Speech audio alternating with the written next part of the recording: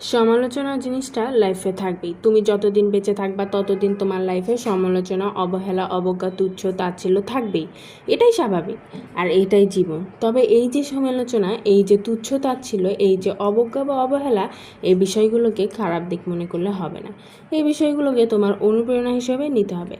কারণ তুমি যখন এইগুলোকে অনুপ্রেরণা হিসেবে নিবা তখন তোমার মধ্যে একটা জেদ তৈরি হবে, আর সেই জেদটা তোমাকে কঠোর পরিশ্রমী হতে সাহায্য করবে, অনুপ্রাণিত করবে, আর কঠোর পরিশ্রম করতে গিয়ে তোমার সব রকম ক্লান্তি দূর করে দিবে।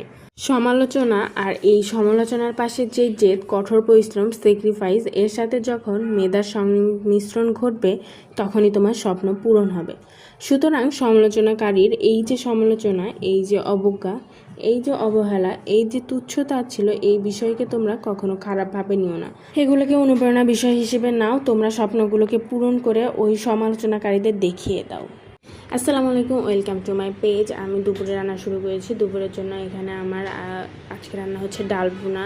ডাল ভুনার জন্য পেঁয়াজ, মরিচ দিয়ে আর একটু আদা রসুন বাটা দিয়ে ভেজে নিয়ে এরপর ডালটা দিয়ে দিব। ডালটার ভিতর আমি একটু হলুদ, পরিমাণ মতো লবণ দিয়ে কষিয়ে নিলাম। অপর চুলায় রেখে আর একটা প্যান দিয়ে এখানে আমি মরিচ, পেঁয়াজ দিয়ে দিচ্ছি। একটু ভেজে নিয়ে এখানে আমি একটু জিরা ফোড়ন দিয়ে দিব। তো জিরা ফোড়ন দিয়ে দিয়েছি। এখন আলুগুলো দিয়ে দিব। এখানে একটু আদা বাটাও অ্যাড করেছি। আলুটা দিয়ে দেওয়ার পর একটু হলুদ দিব। আর ওখানে আমি ডালটা যেহেতু আমার একটু ভাজা ভাজা হয়ে গেছে, তো আমি এখন পানিটা দিয়ে দিলাম ডালে।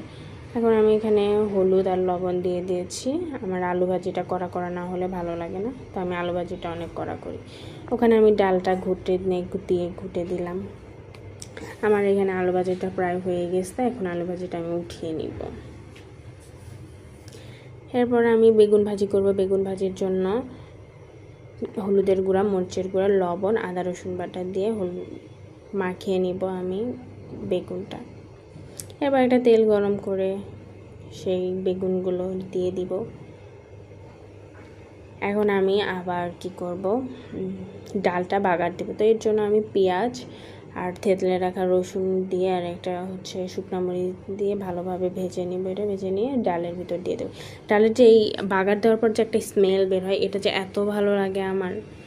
তো এখন আমার রান্না করা শেষ। সব কিছু আলু ভাজি, বেগুন ভাজি আর সব